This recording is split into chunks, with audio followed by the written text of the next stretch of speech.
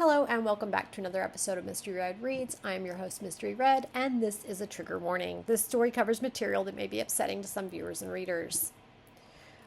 This is my disclaimer. This beta read in concrete is at the author's request. This video is for learning purposes. Today we're looking at a memoir. I am doing work for No Ant 5039. We're looking at their memoir, A Soul Exchange, and these are some characterization musings. So they had some questions for me, and I was going to read through them for their convenience. I'm making a separate video answering and reviewing and kind of looking at these questions. I had just finished doing a reread of a revision of chapter 2, which, by the way, I do think it was much clearer. I realized I wrapped up and don't think I said that. Maybe I did, I'm not sure. But I was going to keep going, and then I was like, if you're doing revisions, it might be easier to have a separate video for quick reference. So even if this doesn't turn out to be long, it'll be easily accessible for them from their playlist, and they don't have to weed through an entire video to get to the part of information they're looking for. So let's see. I'm afraid my characters are lacking. Do you think I need to sneak in more descriptive details? Or if that's even something a reader wants and needs? Do you have an image in your head for characters? Or do you find yourself wondering sometimes? I think the personality's mental state comes through more, or at least for me, but not a lot of emphasis on physical for others. Here's what I've got scattered throughout the chapters.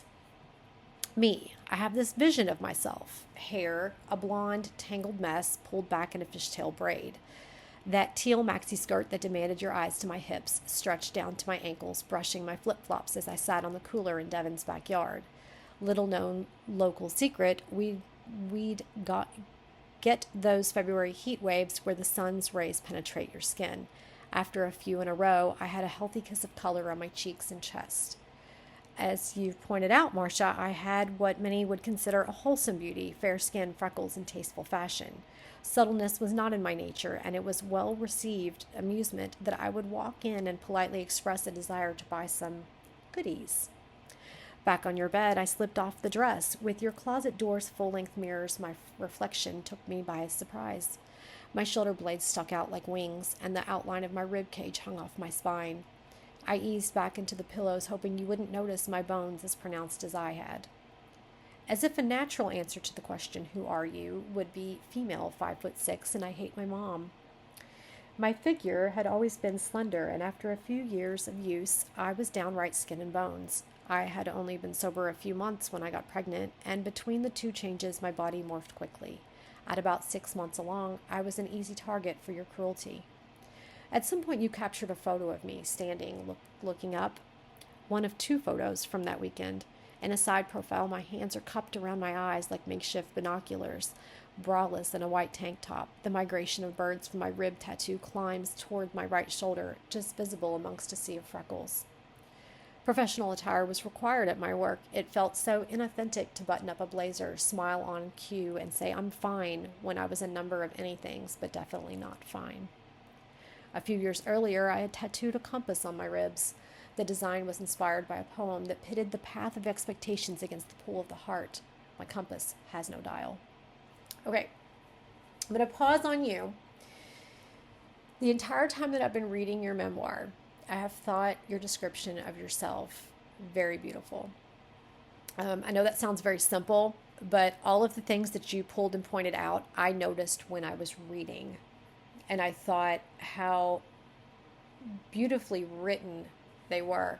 I love how you put your words together. I love it. It has such a tangled mess, a fishtail braid, a maxi skirt that demanded your eyes to my hips. These are very feminine. Okay, so your description of yourself has a very distinct feminine, soft, attractive feel to it. You have painted yourself beautifully. Let's see. I love how you described getting a tan. I love the freckles. I love the tattoos. I love that your compass has no dial. I think that your tattoos on, and after mentioning your ribs in prior chapters being like skin and bones, I'm getting a visual of a very thin person with maybe lightly tanned skin, freckled. I can see your ribs, an outline of your ribs, and maybe this beautiful tattoo going up up the back. I think the birds, right? The birds went up the back towards your right shoulder. Yeah. So on your back. And then let's see.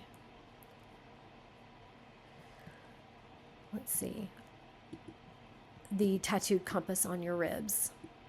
So I remember reading your tattoos and thinking that I loved the thought behind them, and how you chose, like what you chose, and how few words you needed to use to kind of give the I almost want to say like the shadow of darkness, like this, like a sadness. Your compass has no dial, a migration of birds from your rib tattoo climbs towards your right shoulder. I have feelings just reading them, and I don't even necessarily know what those feelings are. I'm getting sadness from it. But so I'm getting a sensation from your description of yourself, not just a visual for you, blonde. I'm imagining probably a thin, straight nose, maybe. What did you say? Was it a wholesome beauty or a natural type beauty? There we go. Wholesome beauty, fair skin, freckles, and tasteful fashion. So you're not overdone. Okay, you're not necessarily understated, just typical, casual, but well put together. So I've got a good visual for you. I feel satisfied in the visual that you provided for yourself. That one, when you asked this question up here, immediately I thought of you first, and then I started to wonder about the guys. So let's go down and look at them. Evan, our pilot. In a 3 a.m. memory, I might reimagine your freckles. With your mom's olive skin and your dad's Swedish heritage, you turned heads. I was wildly attracted to you. It healed that awkward, gangly 7th grade version of myself to be on your arm, though I couldn't help but cringe at the sight of the dumb Gemini tattoo on the other. Your 6-foot frame crumbled up over your legs, small and deflated. So interestingly enough, you actually have another description of yourself in there. I don't know that you had that up here, but I'm just going to point out that you still have one in here. So, again, I feel connected to you. Let's see. What did you say? I kind of wanted that. I like the description of his olive skin and his Swedish heritage. What does that mean? Blonde? The Swedes blonde? And are they like blonde and blue-eyed? Is that kind of their general superficial go-to? I'm looking for my phone. Okay, so a quick search tells me that the classic Swedish features, which, by the way, I'm more familiar with Brits, but classic Swedish features being facial features can vary widely, but there's often an appreciation for symmetry and natural beauty. Wavy blonde hair, tan skin, hourglass shape, healthy skin that looks good with little or no makeup are classic, I guess, description. Stereotypical looks. They have a variety of looks, but in general, they're tall. They have long heads and strong facial bones, light hair, skin, and eyes. The men and women both larger than most Europeans, and the women are quite busty. Okay, so classic, I'm imagining a broad fellow, tall, as you did mention his height, attractive, like, so when you say Swedish heritage, I'm getting the same clean look thing. The olive skin was nice. Did you mention his eyes? I cannot remember. You don't have it here, so I'm guessing you did not. Were they noticeable? Were they attractive? Were they a different color than maybe some of these other guys? Who had the set that, really caught your attention? I'm interested in that maybe. But generally speaking, I feel like I have enough. Now, I liked the Gemini tattoo in this one. I'm not even huge on tattoos, but I do like your use of them in this piece. I think it supports it, and it really lends to the overall feel, and they had meaning. And so they had resonance. And I remember reading the Gemini section and thinking of the twin aspect of the Gemini, and that kind of the interaction between, what was your sign? I've forgotten it. The pairing was interesting. I remember it being notable when I read the chapter. So I'm gonna say I'm okay, satisfied. I mean, I got a general visual. I mean, I kind of seek eye color, but I seek eye color a lot in characters for a couple reasons. Color has it has emotional significance. So we all know what emotions are typically attached to certain colors. And now, when you're writing with real people and you're using their physical traits, you can't really choose a color to go along with a sensation. Okay, like if I'm designing a character, sometimes I will choose an eye color to kind of go along with the character's personality. If that makes any sense, I really kind of tie everything back to how I want this character to come across. Sometimes I'll use elements, I'll use colors, I'll use all kind of things that have underlying meaning. Let's see. I also, very honestly, use actors or models. Like on Pinterest, I'll look up pictures of men or something like that, and I'll have a folder for them, and I'll reference them so that I can look at their physical features and describe them more accurately. And then I really like using actors because I can go and on YouTube and play a scene that they're in, and I can watch how their mouths move, how their facial features move, what parts, what lines are their eyebrows, the corners of their mouth, what do their teeth look like, and I can look for details and I can describe that in my writing. You're using real people, so you have to revisualize in your head or maybe look at a picture of them to help you grab some of what you're looking for when it comes to description. Am I satisfied with Evan? Yes. The only reason I would include eyes is if they stood out to you, and if you had emotional feelings, if you had emotions when you think of his eyes or when you look at them. I often associate, they always say eyes are the window to the soul. I don't completely disagree with that. They're one of the first things that you notice on a person. If you're looking at them, if you're really looking at them and into them and talking to someone, that's one of the parts where you're peering into.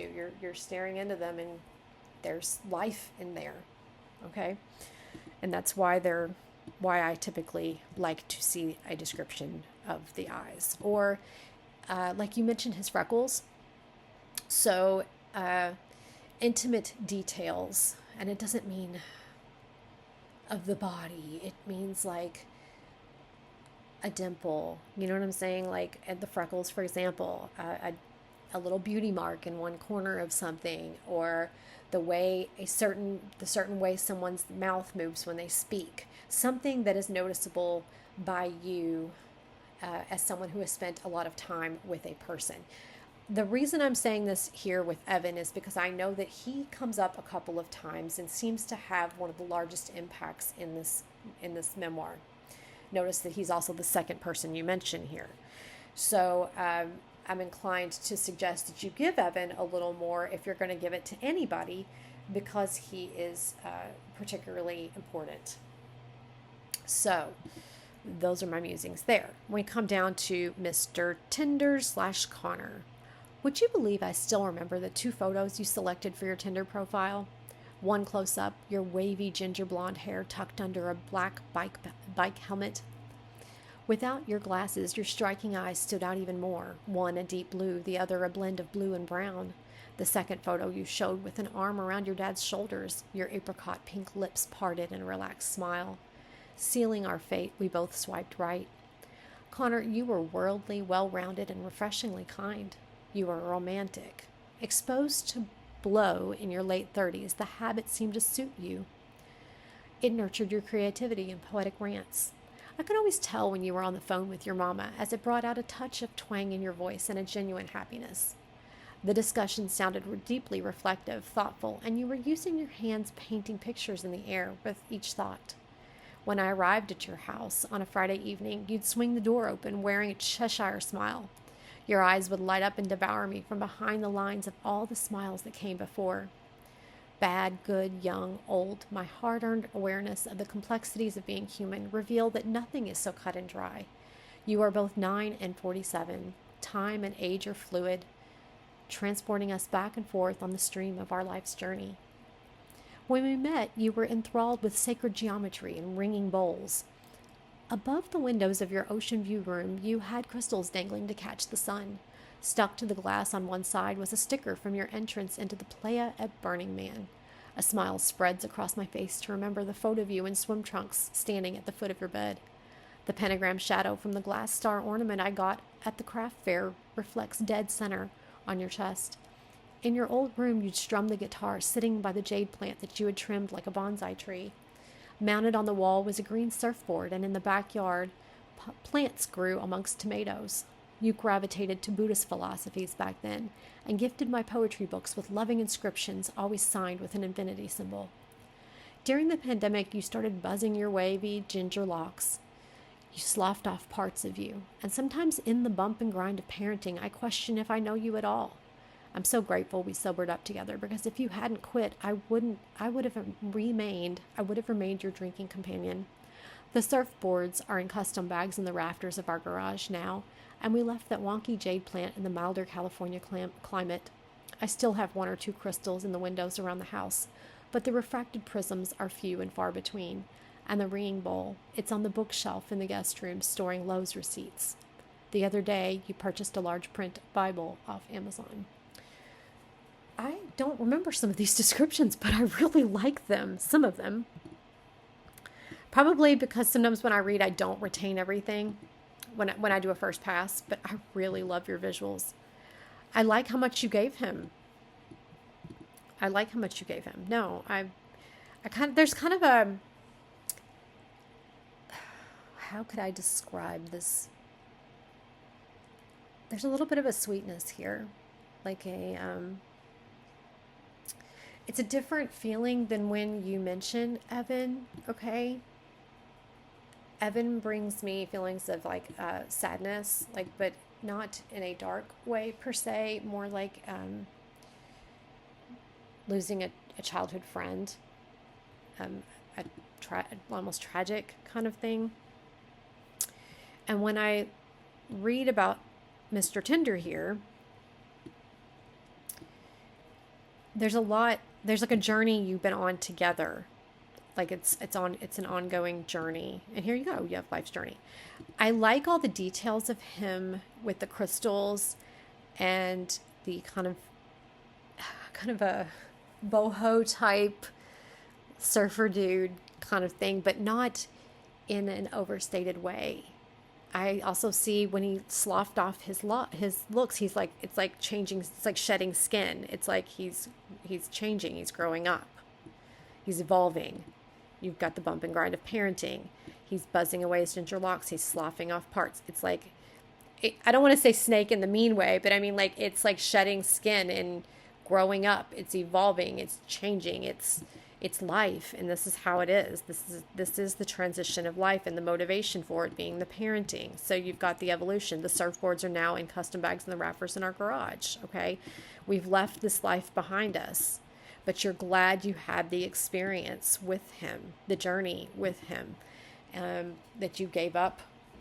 You got sober together. I like that. Okay, so no, I have there's a little soft spot there. There's each person has their own little mark. I'd say a little mark on your heart, each one. Okay, let's go to the next one. Your dad. Oh my goodness. All right. Your features are etched in my mind. You have the liveliest blue eyes framed by wild, bristling brows and soft indents like the creases in a well-worn map. Love your visuals. Love them. Rounded glasses sit on full cheeks, and when you smile, there's a dimple that rivals those on the man in the moon. 6'1", calloused hands like a gentle giant, you stood tall next to Mom. The Beatles and the Rolling Stones were invading pop culture as she was learning to walk. She just missed the Elvis era that nurtured your youth. You stand older, stronger, and larger, but docile and ineffective against her raging blackouts. I sat alone watching through the FaceTime screen as your body convulsed with each sob, your entire belly heaving with the weight of your grief. Tears dropped onto your V-neck white t-shirt. Okay, when I read about your dad, and when I read about him now, I think that one of the bonuses to your descriptions is they lend to the personality of the character, the person, okay? That you're showing me their personality in the details that are them. You've shown me his age, okay? You've shown me his age, all right? You've got rounded glasses on full cheeks. You've got creases of a well-worn map. You've got lively blue eyes framed by wild bristling brows and soft indents. You've got a dimple, okay? So kind of those are warm and beautiful and aged, but in a lovely way, like a not unattractive way. He's a big man at 6'1". He's worked hard because he has calloused hands. He's tall beside your mother. You have shown his age. The Beatles and the Rolling Stones were invading pop culture as she was learning to walk, so he's older than mom. She just missed the Elvis era that nurtured your youth, okay? I got his age from that. You stand older, stronger, and larger, but docile, all right? So like I said, there's a gentleness here, all right? A warm softness that is endearing, but at the same time, this visual of him is so important and so well done because he was passive. He was passive in his action. There was none. He wasn't doing anything to solve the problems. He even saved himself at one point and left you behind. And I can remember that. But so you gave him a physical description that lent and further contributed itself to his ineffectiveness. Okay. So I honestly think this is sufficient and well done. Okay. It's well done as it even ties into your piece. And honestly, so does your description of Mr. Tinder and Evan, because in Evan, I remember you having a memory of him, like you talk about your gangly 7th grade version of yourself, because you had a past with him as a child, and then you go through this issue with him as a young adult. I had a lump in my throat because whenever we look back in the past at the childhood version of ourselves, there is all the things that happen to the person we become on the other end of it. And there's that space in between that makes us long for the innocence that we've lost. And I kind of feel that with Evan, which is a great transition spot to show yourself beginning a downfall. Okay. When you're young and innocent, and then all of a sudden we are breaching darkness, and then we're in it, okay? And then we're in it, and we're finding our way out of it and through it. And I feel like you kind of did some of that with Mr. Tinder here. And you show your journey with him to where you've made decisions and you've made growth and you've made progress, and here you are, okay? And then you've got your dad who didn't do anything at all, and your descriptions are lending to the scene, all right? So I think you've done beautifully. You may be overthinking this, all right? Let's do mom. At barely 5'3", wrapped in your faded bathrobe, you firmly stood your ground. You were wearing a short-sleeved blue button-down shirt that had potted plants all over it. It reminded me of a decorative paper napkin for a lady's luncheon, as tacky as your reaction. I suspect you had pressure to maintain a certain image amongst my teachers.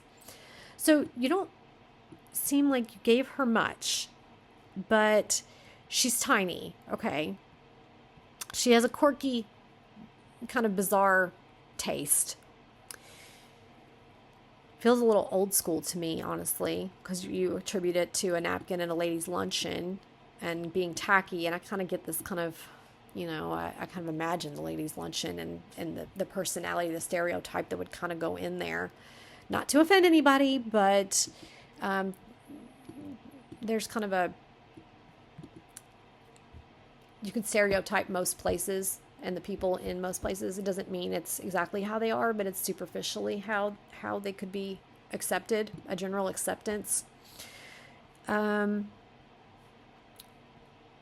It does not surprise me one bit that your mom was a bit, I'm going to say spitfire, like a mess at 5'3". Often little people, I happen to be 5'2", tend to be loud. I'm going to attribute us to like little chihuahuas to the chill Great Dane, chillish in some way, as we are tiny and we want to be heard. But this, when I read this, I was like, oh, what an interesting little character. She's a character in and of herself, even with 5'3", with a potted plant short sleeve shirt. Okay. And I think it's okay. Mom's kind of in disarray and mom is in disarray. So I don't know. I don't know if I needed more from mom's visuals. I could look at that again, keeping that in mind. You're saying this is all you gave up. What was her hair like? Does her hair reflect her drunkenness? Was she well kept? Did she have any odor? I mean, did she, if she lived in drunkenness, how was her self-care? How was her upkeep? Was her hair sticking up in different places? Was it matted in a place? Did she have smudged eyeliner? Did she wear makeup? Was it too much foundation? Anything that contributes to the scene and to her image and her persona, the way you did the potted plants and the robe. When you do choose to give description, it is well used. Okay, we're going to move on to Janice. You were wearing a pink and red flannel shirt, hiking boots, and a smile. I liked you right away. I started noticing you, quiet in the kitchen, serving coffee or petting a dog by the door. For such an independent, ambitious woman, you have an unrivaled gentleness. Okay, so I'm kind of getting a nature vibe with the flannel shirt and hiking boots and smile, like warm, friendly, easily approached, which is appropriate for her role as your sponsor. I liked Janice when I read her.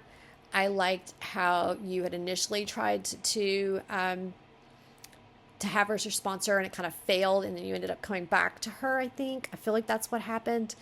But I liked how you showed her, I think she was interacting with someone else, or you were interacting with someone else, and it just wasn't working out. It's like you were too much in the same space and you couldn't help each other or lift each other up, and you needed a veteran, and Janice was that.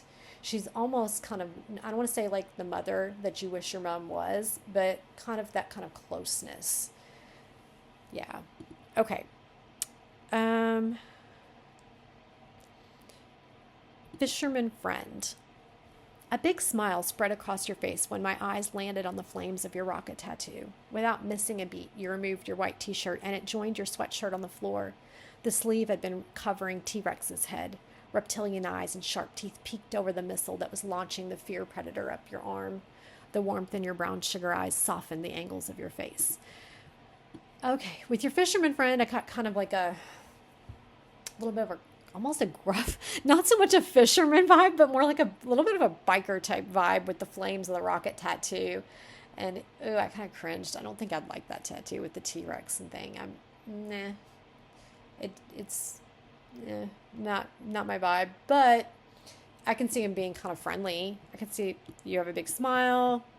You got this kind of goofy tattoo. Maybe he was kind of laid back and fun. That's kind of vibe I'm getting.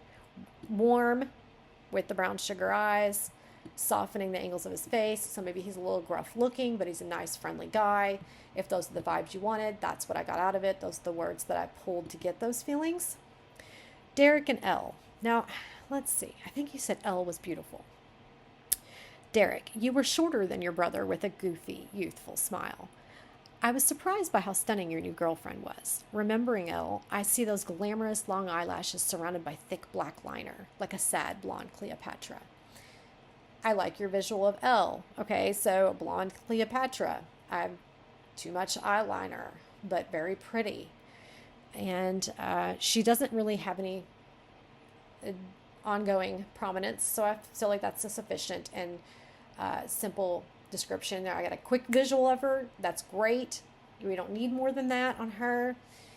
And I like the sad blonde Cleopatra because when you tie sad with it, it kind of gives me a feeling for her personality, maybe a little And then you are shorter than your brother with a goofy, youthful smile. So when I see this line, I'm imagining the cuter baby brother, the classic cuter baby brother, where you find a really, really hot guy, and then you can find out that his baby brother is even cuter than he is.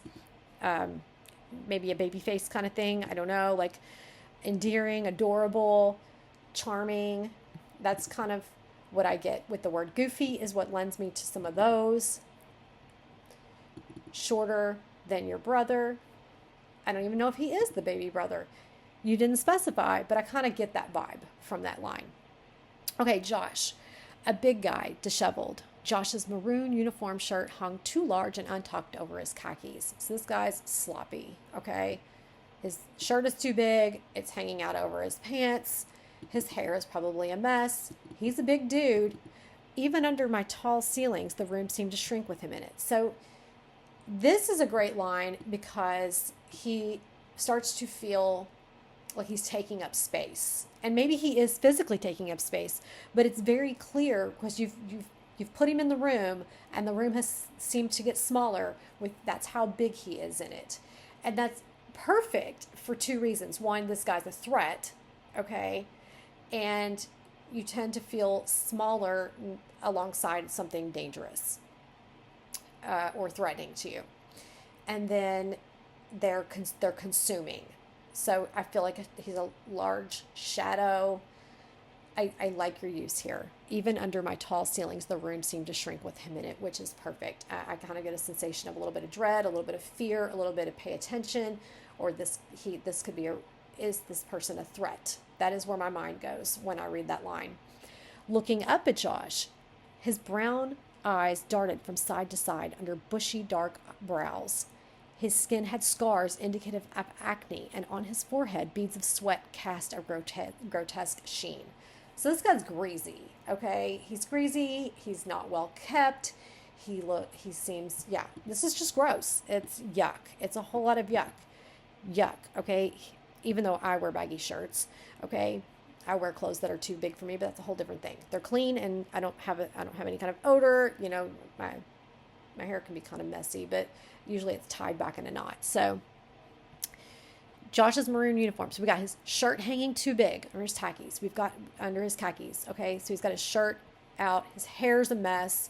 He's huge and menacing in the room. He's got brown eyes. No offense to you brown-eyed babies, but they're brown.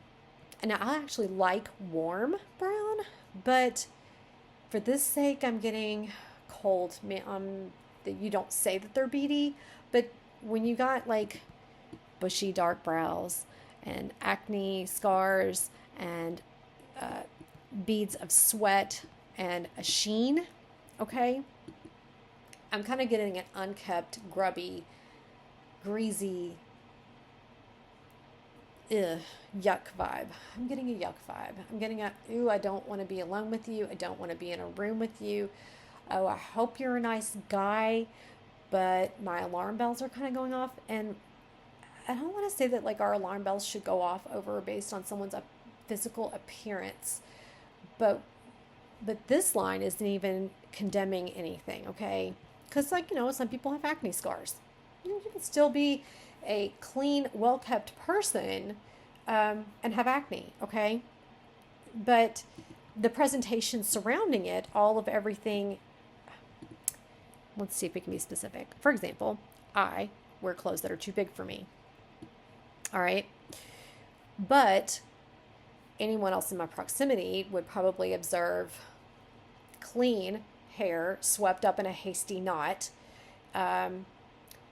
no body odor. You might smell like lavender or maybe sometimes rose or just nothing offensive. Skin would not be oily or greasy, which isn't sometimes a problem based on your age or your health and not necessarily a lack of being clean.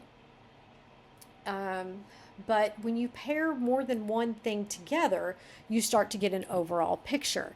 So we have these different traits, the unkeptness, the dishevelment, his consuming the space in the room, the the dark, bushy brows, the brown eyes, the acne scars, and then the bead of sweat and the grotesque sheen. So you have them all paired together to join and support all the context of everything that happens with Josh, and it further paints the picture, attributing to the overall cringe factor. Okay, so I want to be specific. I want people to know that we are not judging, acne scars. Shit happens, right? We are not. We're not judging people who are sweaty. We're not judging people with oily skin. We're not judging people who like baggy clothes. I like baggy clothes. We're not even judging people who are tall, because we have several tall gentlemen ahead here prior who were quite nice. All right. We are not judging him. We are using all of these little attributes to further paint the picture and sensation that was ick with Josh. Okay, so I have now examined all of them. I do hope I have answered your questions. I'm feeling okay about it. I have appreciated it, and I kind of feel like I don't feel like you might be overthinking a little bit. I don't think they're lacking. I think that you've used their descriptions appropriately to further contribute to the scene. Okay. If something had seemed knee-jerk, I would have pointed it out to you. So you can, I'm good here. I'm good here. All right. So if you need anything else, I'll be checking my messages for you, and I'll get this posted for you as soon as I can. Talk to you soon. All right, guys. I'll see you next time on Mystery Red Reads.